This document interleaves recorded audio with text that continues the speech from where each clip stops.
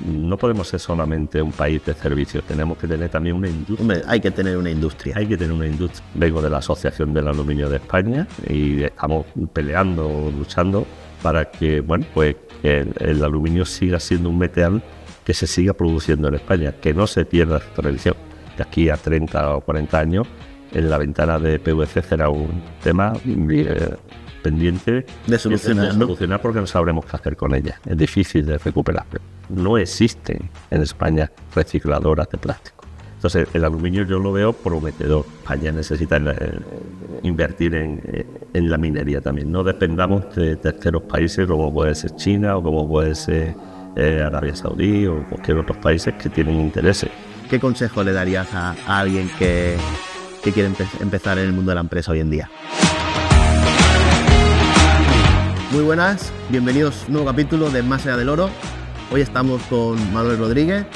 Él es cofundador y presidente del grupo de empresas Nevaluz, todo un empresario de la campiña Écijana, y por eso estamos aquí, en el Museo de Écija, en la Sala de los Mosaicos, rodeados con más de 2000 años de historia, quizá uno de los mejores espacios donde hemos rodado hasta el momento, compartido también con National Geographic.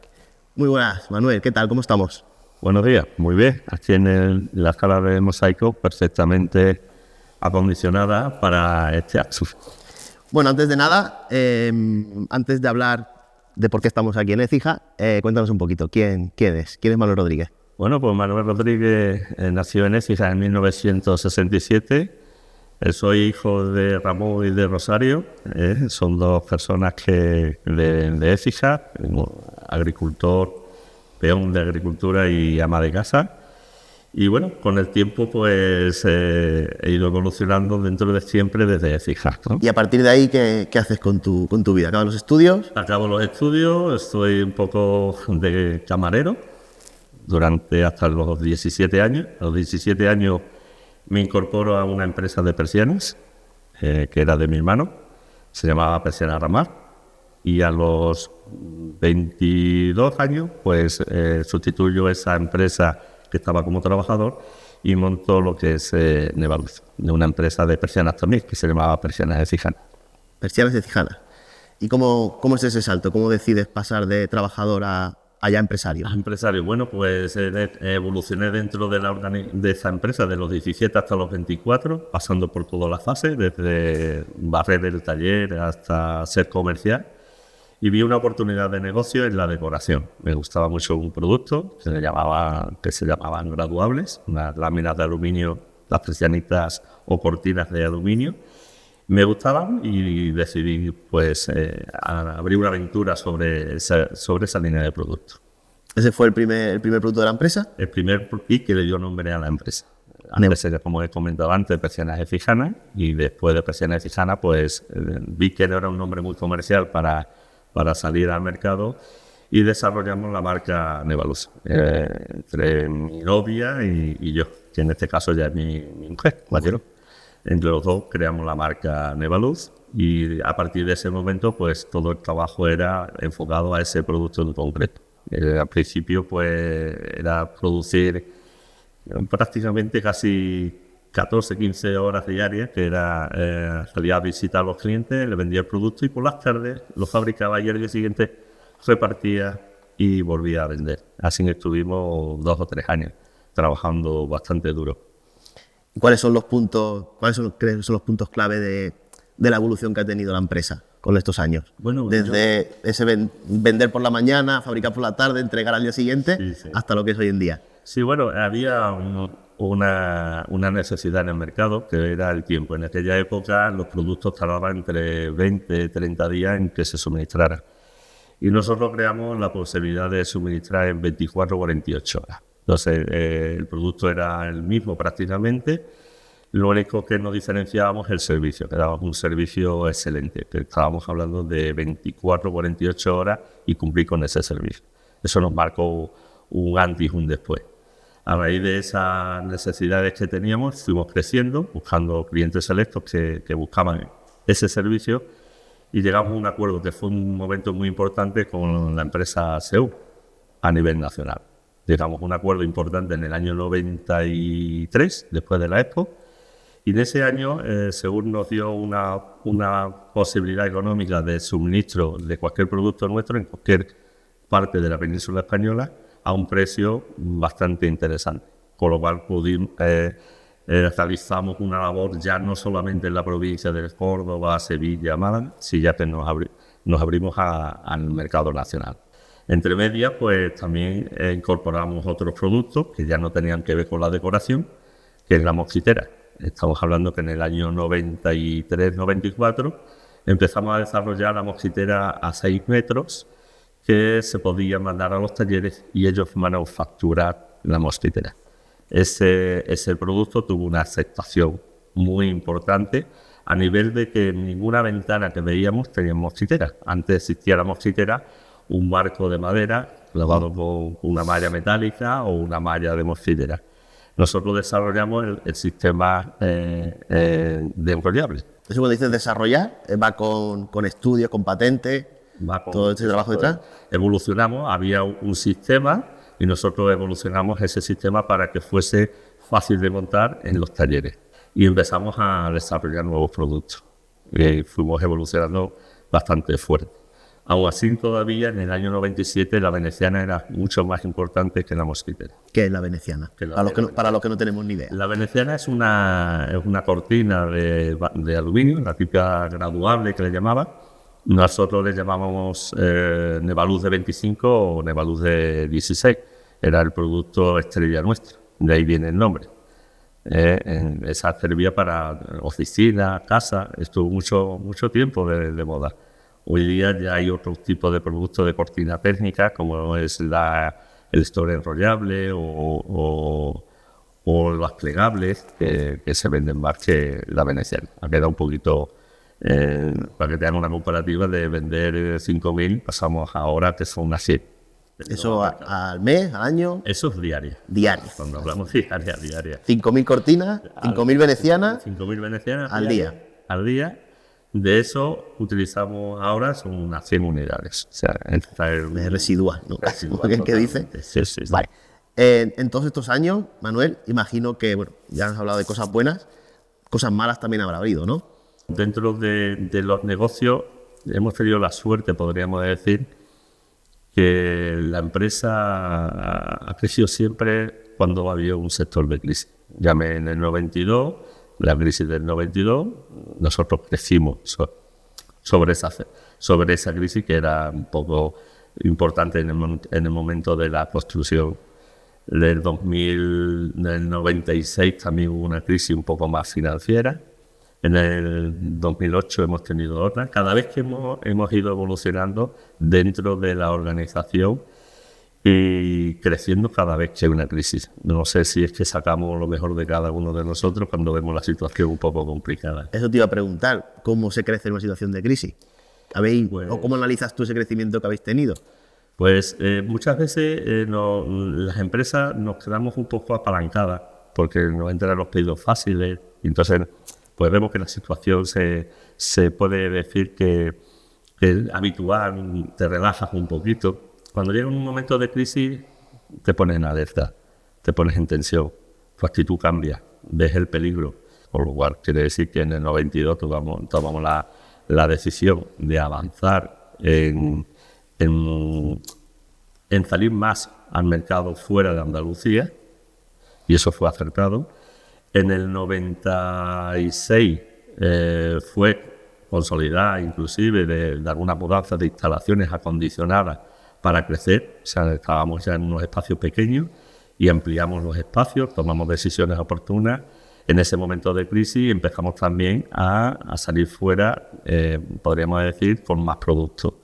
Y ahí conseguimos también. En el 2008, pues decidimos que teníamos varias delegaciones, que cada socio se hiciera responsable de una de las delegaciones que teníamos. Eso hizo que la crisis se notara menos porque llegamos a facturar la misma cantidad siendo crisis que cuando no había crisis. Entonces mantuvimos el crecimiento constante y empezamos en el 2005 la exportación y en el 2008 potenciamos esa exportación todavía más, donde se crearon inclusive delegaciones en México, Se hizo también en la parte de Portugal, se creó también en Valencia, en Vigo en el 2005. Inclusive tuvimos una delegación importante que intentamos hacer operaciones en China y estuvimos 2 o 3 años con una delegación en China. Todo eso hizo que en el momento de expansión que necesitábamos, nosotros ya en el 2008 ya teníamos una semilla. Tiene la semilla puesta ya. Exacto. No lo hicimos cuando estábamos en crisis, que es muy difícil porque los recursos los usa para otra cosa. Sí. Bueno, pasando un poquito a lo de hoy en día, al actual, Sí. ¿Cuál es el negocio hoy en día? ¿A qué os dedicáis o qué centráis vuestros esfuerzos hoy en día? Bueno, nosotros tenemos una fundición en Portugal, en Fafel, donde lo que nuestra materia prima le llamamos, creo que bien, la minería urbana. Nosotros utilizamos lo que es la vida, cuando la vida útil de una silla de aluminio o de una escalera de aluminio termina su uso, nosotros lo fundimos en Portugal, en Fafel, y lo convertimos en tocho. Tocho es la materia prima que utilizamos los extrusionadores para sacar perfiles. De allí, de Portugal, nos suministra una parte importante de nuestra demanda de tocho, y aquí en Écija, pues ese tocho lo convertimos pues bien en mosquitera, bien en protección solar o bien en decoración. Tocho de aluminio. ¿Tocho? No sé aquí cómo le llamáis al ladrillo, pero en Barcelona es muy común llamarle tocho a lo que es el ladrillo.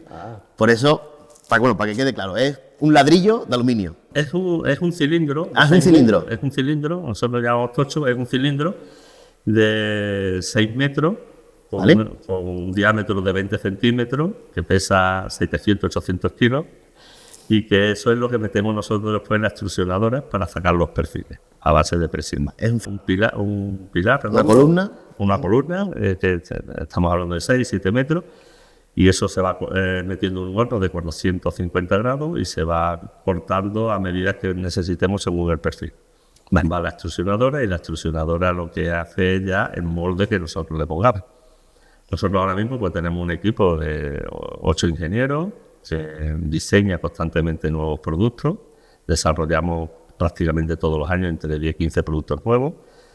Los que aciertan pues funcionan y los que no nos sirven de aprender para lo siguiente no equivocarnos, ¿no? Comentas, Manuel, que ahora mismo te surtes de la materia prima de tu propia refinería, de tu propia fundición. ¿Cómo das el salto de tener un taller de persianas, un taller de cortinas, un taller de entrega al cliente final, a decir, no, yo también quiero tener la materia prima?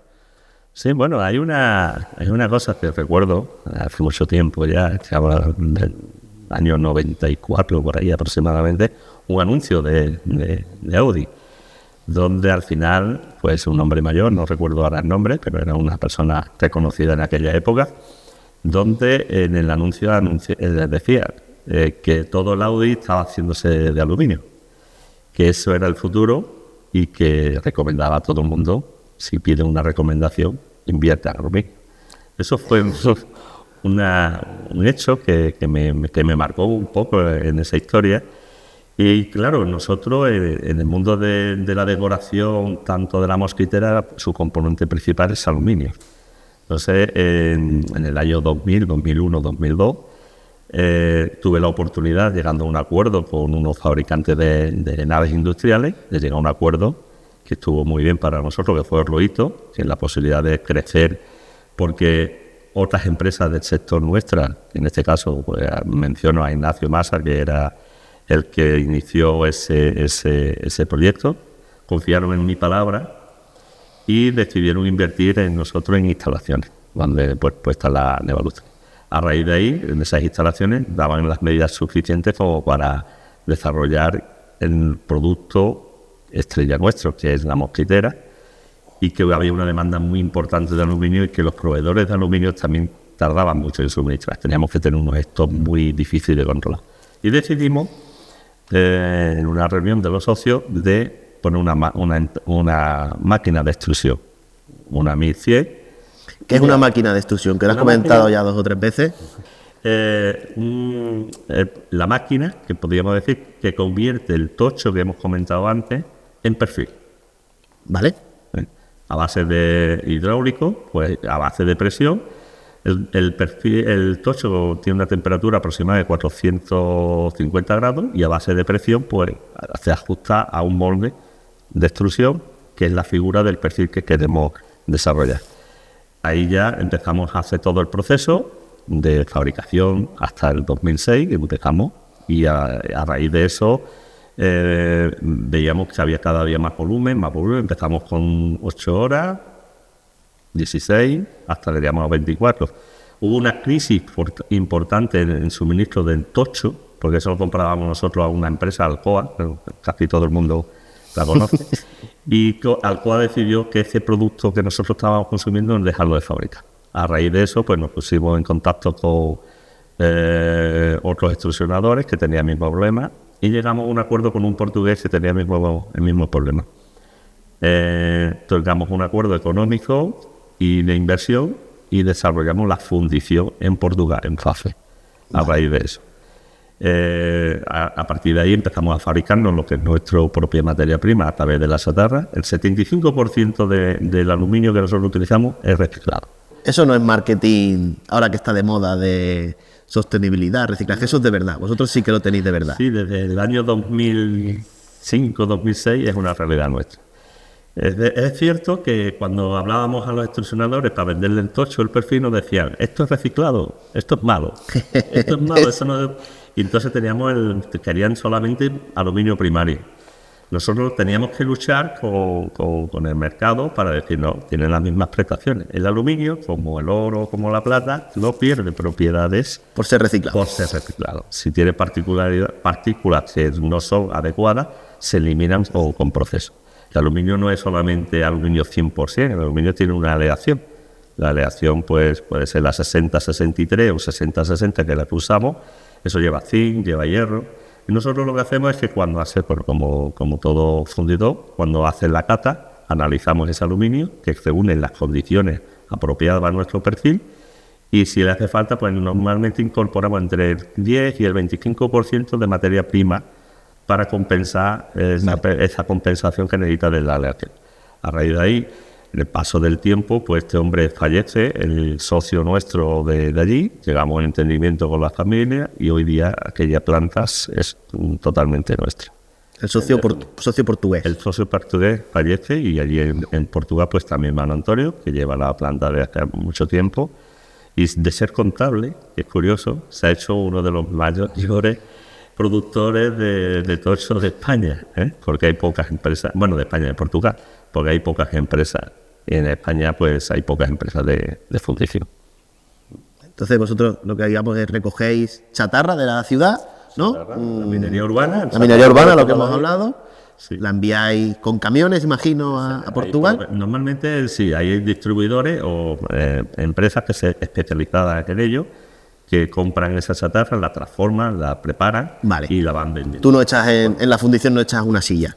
Normalmente está ya tratada. Ya viene de otra fábrica, otro proceso. Porque sabemos que el proceso de selección tienen plástico, entonces todo eso se tiene que hacer previo para evitar contaminar contra más. La maquinaria vuestra de... El horno, si le añades elementos que después te producen mucha escoria, pues te tienes un problema de cantidad. O sea, si en vez de utilizar primario un 25% o un 10%, tendrías que utilizar un 30 o un 40%, con lo cual no merece la pena.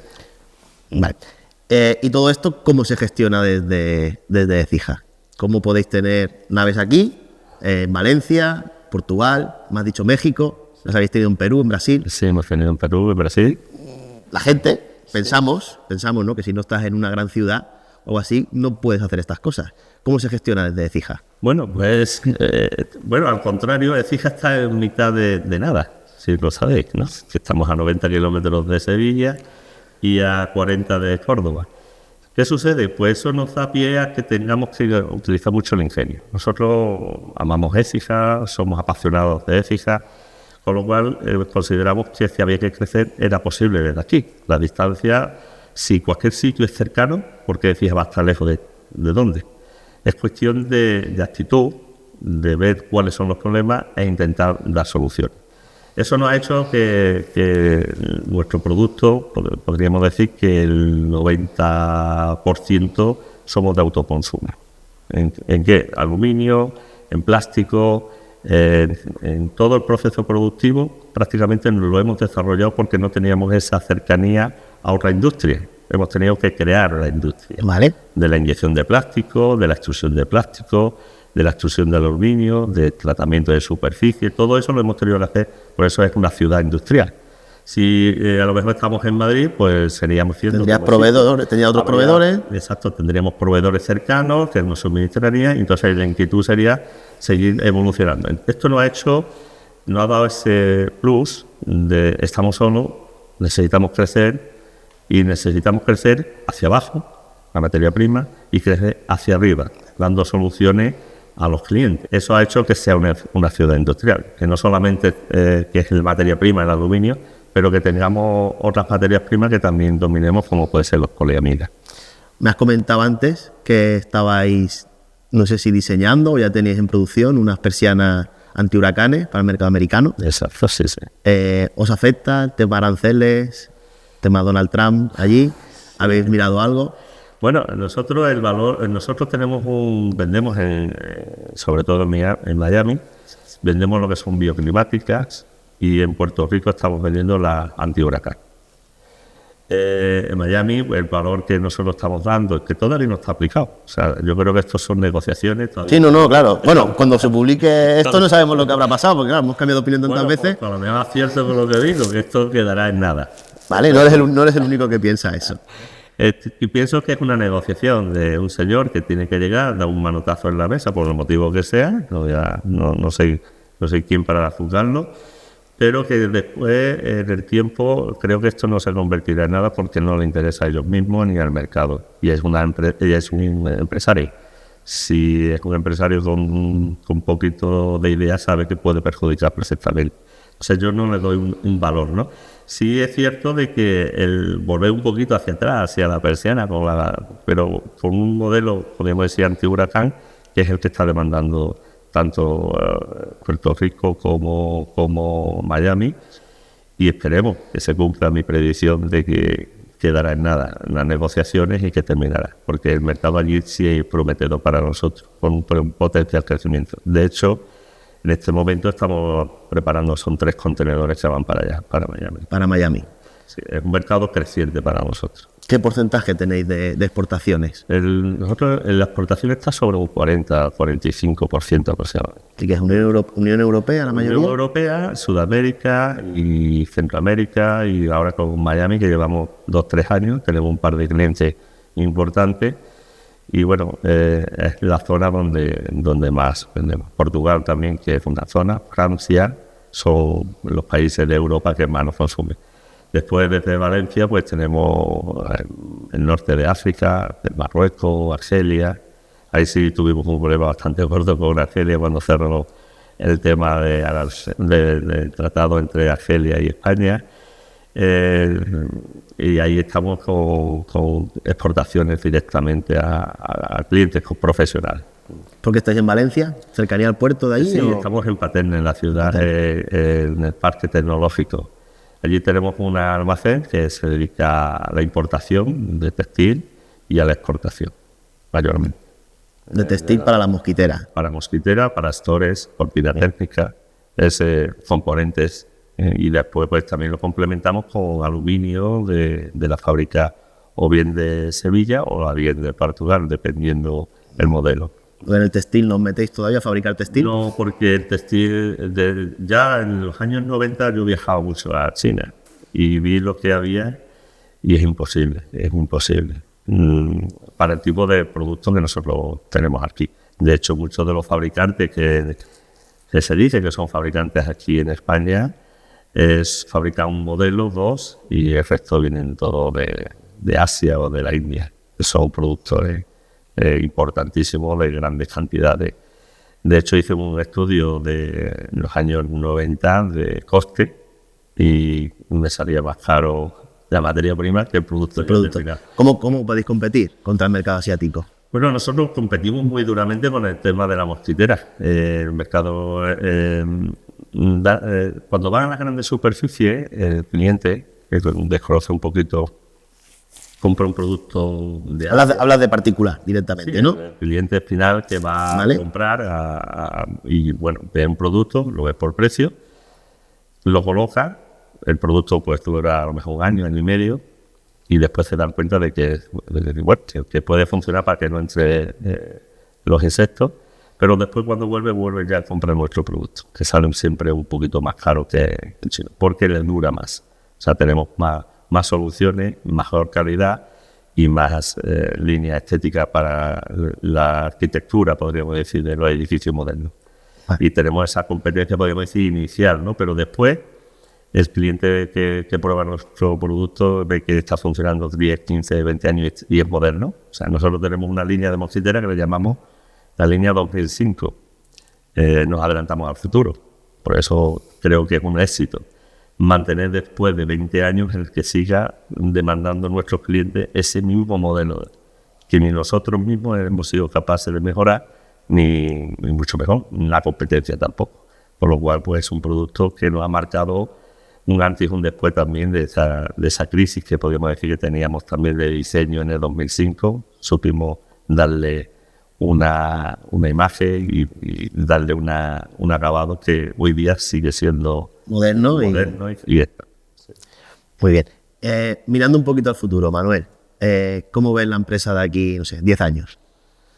¿Por dónde podéis crecer? ¿Qué podéis hacer? ¿Qué ideas tenéis?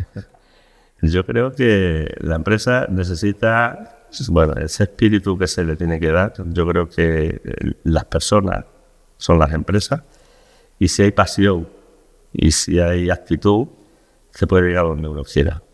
Yo empecé, como vulgarmente se dice, una mano delante y otra detrás. Mi casa se hipotecó, la primera casa que yo tenía, como 10 veces su valor. Y a raíz de ahí se ha hecho un hito, ¿no? Que estamos hasta aproximadamente 400 personas o 400 familias en las que viví. Y eso ha sido gracias al equipo humano que tenemos. Una persona no puede hacer todo esto. Una persona puede marcar un rumbo y si los demás acompañan, el proyecto está adelante. Entonces, yo no marcaría ningún límite, no sé, en 10 años, porque en 10 años es una década y se hacen muchísimas cosas. El planteamiento y la juventud que hay hoy día, yo creo que no hay una barrera. O sea, podemos ser lo que nos propongamos ser, ¿no? Y también podemos ir a donde nos queramos ir. Pero es prometedor porque hay una savia nueva, con unas ideas y con unas ganas de hacer cosas que yo creo que no vamos a tener una barrera ni una meta. No tenéis límites. No, porque no quiero marcar ningún tipo de límite. Para mí, con la edad que ya tengo, ya el futuro es presente.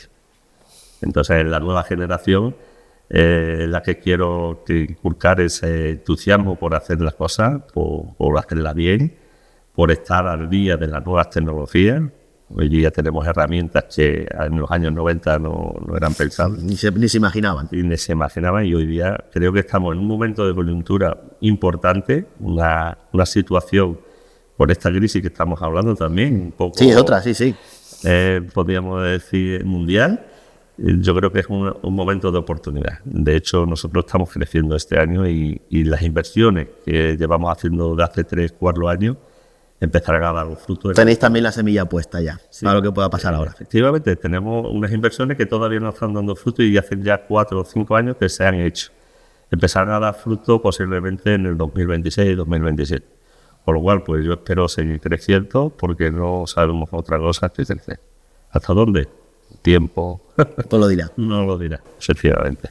Siguiendo con el futuro, Manuel, el mercado del aluminio, ¿cómo lo ves? ¿Por dónde va a ir? Bueno, pues el mercado de aluminio, los europeos debemos pensar ya que tenemos que tener no solamente la recuperación, que lo hacemos, debemos de evitar la exportación de chatarra, que desgraciadamente todavía se está haciendo y a unos costes que no deberían ser, y deberíamos explorar la posibilidad de hacer minas. O sea, eso de que vengan de otro sitio porque contamina, deberíamos darle una vuelta. Hoy día es como la energía nuclear, ¿no? Que depende de la tecnología avanza muchísimo.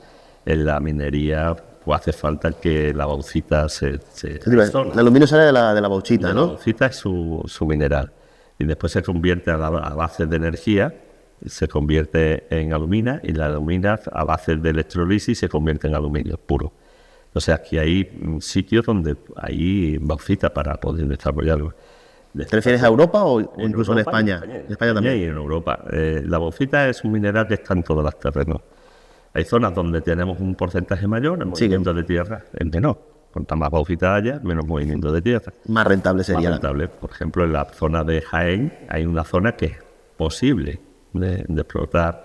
Tienen los estudios hechos de tierra rara y España necesita invertir en la minería también. No dependamos de terceros países como puede ser China o como puede ser Arabia Saudí o cualquier otros países que tienen intereses. Es un material noble, de mucho uso y cada día estamos usándolo más. En aviación, en automoción, en transporte, un material que además es como una pila, porque el proceso de producir, si necesita 100 de energía, cuando ese producto ha terminado su vida útil, se convierte en que en un 5% lo puedes transformar de esa energía de antes, lo puedes transformar en otro producto. Con lo cual estamos hablando que la energía que necesita no se pierde. No se pierde. No es para reciclar como puede ser un plástico, que es más económico comprar la primaria que comprar o hacer un proceso de reciclado de plástico, que es muy costoso. Por eso no tiene éxito. El plástico cuesta muchísimo recuperarlo, el aluminio es muy barato recuperarlo. Si vamos a cualquier vertedero, verás plástico, pero no verás aluminio. Verás cimentaciones, caucho, pero no verás hierro. O sea, los metales son todos prácticamente recuperables al 100% y debemos, la sociedad inclusive, pensar que hay que pensar en el futuro. Si consumimos, en este caso, que ventanas de plástico, pues conseguimos que en un futuro esa ventana no tenga un proceso de reciclaje. No existen en España recicladoras de plástico, de ventanas, por ejemplo. Cuando pasen 25 años, esa ventana desaparecerá de la vivienda porque tiene que mudarse, porque pierde su vida útil, mientras que el aluminio son 100 años, es mucho más durable y después lo invierte a la sociedad, pero con menor coste, como una batería. Se recupera la energía invertida en ello. En el plástico la pierdes. Es un verdadero problema en un futuro. De aquí a 30 o 40 años, en la ventana de PVC será un tema pendiente de solucionar, porque no sabremos qué hacer con ella. Es difícil de recuperarlo por los materiales que están compuestos. Entonces, el aluminio yo lo veo prometedor. Lo que pasa es que tenemos que tener una conciencia de que debemos de invertir en nuestro propio proceso de mineral y cambiar un poco esa idea que tengamos que la minería contamina, que es cierto, pero que hay procesos productivos que hoy unos adelantos que no nos podemos comparar los años 50 o los años 60, que la tecnología era otra y era vertir a los ríos. Hoy día las normativas no te permiten eso, con lo cual no veo por qué no se puede explotar dentro y no depender de terceros. Nosotros en España somos una potencia importantísima en el aluminio. Vengo de la Asociación del Aluminio de España y estamos peleando, luchando para que, que el aluminio siga siendo un metal que se siga produciendo en España, que no se pierda su tradición. Cualquier fábrica hace cierre de aluminio, se pierde conocimiento, experiencia, se pierde técnico, ingeniero. No podemos ser solamente un país de servicios, tenemos que tener también una industria. Hombre, hay que tener una industria. Hay que tener una industria y desarrollar nuevos productos que el mercado te vaya y tecnología que la hay para desarrollar. Yo creo que el futuro del aluminio es prometedor y vamos hacia ello, a seguir dando pasos hacia atrás en Nevaluz y seguir dando pasos hacia adelante para desarrollar nuevas tendencias, nuevos productos y su base sea el aluminio. Que dure en el tiempo. Pues como un inversor particular podría invertir en aluminio. Pues supongo que sí. No sé, supongo que sí, que cotizará, tendrán futuros, ¿no? En Londres cotizará, ¿no? Aluminio. Sí, ahora por ejemplo es un buen momento para invertir. El aluminio ha estado a casi 4 euros el kilo y ahora creo que ha bajado por debajo de 3. O sea que tiene posibilidades. El aluminio es una barrera. Supongo que, cuando inviertes en metales, pues puedes invertir. Comprar a un precio y vender a otro. ¿Puedes explicar, que lo hablábamos antes, nos hemos reído de lo que es el precio de cotización en el mercado y después lo que vale ese tocho? ¿Tiene el mismo precio o no? El aluminio tiene un referente en Londres, el LM, y ese precio es el de la materia prima. Después, cuando yo compro el aluminio, es un precio de referencia. Después me voy al fabricante de tocho y lo que le llamamos una prima de transformar ese aluminio en el elemento que yo necesito para construir. Entonces la prima puede estar $500, $600, dependiendo del proveedor. ¿Qué porcentaje es eso? Por ponerlo en comparación con el oro. Pues si una tonelada son en 3.000, pues vale. Pues eso, vale. La parte proporciona. Sí, sería sobre un 15 o un 16%. Vale. Después, cuando llega el perfil a mi fábrica y yo vendo el kilo de aluminio como cualquier extrusionador, yo le incorporo lo que es la manufactura. Mano de obra, ¿no? El proceso productivo. Porque ese tocho hay que meterlo en la máquina y extrusionarlo. Una vez que se extrusiona, eso genera una chatarra que está en torno al 10% como un óptimo y un 15%. Y una vez que termina, eso se elimina, se mete dentro de un precio de producción que puede estar a 120, 130 euros la tonelada de extrusión. Más el LM, más la prima. Sí, claro, todos los costes añadidos al producto. Viene el proceso de acabado. Sí, claro, ¿no? Y ya el de venta comercial, que ya le pone sus márgenes y todo eso. Producto o a por kilo, dependiendo, a granel o hecho ya como el coche, ¿no? El coche, si lo pesa, tiene un valor. Desde luego, la chatarra o lo que vale el coche funcionando. Vale, entonces, el inversor, si quiere invertir en aluminio, pues podría tirar de futuros o cosas así. Y Manuel, como inversor, ¿invierte? ¿Qué hace? Yo invierto en mi empresa. Su empresa, únicamente. En lo conocido. Lo conocido. Es como empresario, bueno, hoy día ya evolucionando con el tiempo, empiezo a sentirme un poco empresario. Vale. Pero yo considero, hombre, está bien ya después de 36 años. Cuando me siento con un técnico y sabe más que yo, digo, mira, ya empiezo a que los productos los conoce mejor que yo. Pues yo podría decir que ya dejo de ser un oficial o una persona de oficio y ha ido evolucionando a empresa, a ser empresario, porque hay personas ya que entienden más que yo de la materia prima o del proceso. Y yo entiendo un poquito más ya de otro tipo de gestiones, de institucionalidad, y me estoy más dedicado a otros temas. Entonces digo, ya puedo pensar en que ya soy un poquito más empresario que oficio. Entonces, bueno, te quería hacer otra pregunta, pero imagino que la respuesta está clara. Si ahora mismo tuviéramos un millón de euros, ¿en qué lo invertirías? Bueno, tengo un par de proyectos interesantes. Pero en la empresa, ¿no? En la empresa, que es hacer un proceso de fundición aquí en Écija. Hacer un proceso de fundición en Écija.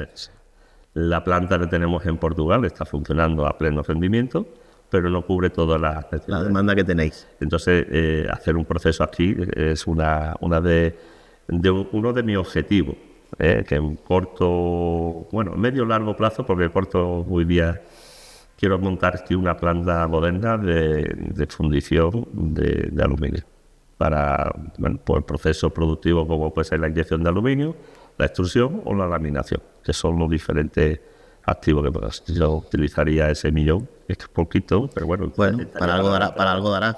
Estaría para la entrada. Sería así, sí. Muy bien, Manuel. Esa es la inversión que yo haría. Y ya cerrando esta charla, hemos hablado también antes que de vez en cuando te llaman de institutos de por aquí para explicar a los jóvenes, para hablar con ellos. ¿Qué consejo le darías a alguien que quiere empezar en el mundo de la empresa hoy en día? Bueno, pues primero que tenga una buena idea, que confíe en esa idea, que esa idea la convierta en proyecto, que lo defienda y que tenga paciencia y actitud. Lo demás viene trabajando. Esa actitud que hay que tener, que te caes, te levantas, te caes, te levantas, y bueno, que seas consciente de que sean objetivos alcanzables. Primero poco a poco, ¿no? Ir por objetivos pequeños. Efectivamente, porque las cosas que se hacen de rápido y funcionan, pues tienen y son pocos. O sea, estrellas de fútbol, después de tantos hay pocas. Entonces, hay muchos jugadores que viven del fútbol pero hay pocos que llegan a ser estrellas de fútbol. Entonces en esto pasa lo mismo. Cuando miras para atrás, ves lo que has hecho, dices que son muchas horas, son mucho tiempo, son muchos años dedicados a lo mismo. Y claro, el chaval joven que empieza piensa que puede empezar y bueno, desde arriba ya y no. Puede suceder, pero son casos muy extremos. Entonces, trabajo, constancia, actitud y tener una idea y desarrollarla, que la hay, ¿eh? Yo en las charlas que he comentado, y algunas también, me sorprende cada día más. Los chavales, unos proyectos muy interesantes que sacan y que pueden tener... No está perdida la juventud, ¿no? No, mucho menos. Te sorprende porque siempre sale lo malo de todo. Sí, no, claro, lo que ves. Pero hay una juventud, nosotros estamos con la formación dual y tenemos unas personas, chavales con unas ganas inquietantes, con unas ideas muy claras de lo que quieren ser, con 18, 19, 20 años, que dice, ole, porque hay juventud. Lo que pasa es que hay que darle esa oportunidad que muchas veces necesita ese pujoncito, si no viene de una cultura empresarial de familia. Claro, pues, si no lo han visto en casa. Y yo una de las cosas que le digo a los chavales, digo, oye, que ser empresario es muy guay, como chulo, que ser el dueño de tus decisiones y depender de ti, está muy bien, es arriesgado, pero que en la vida hay un momento para hacerlo.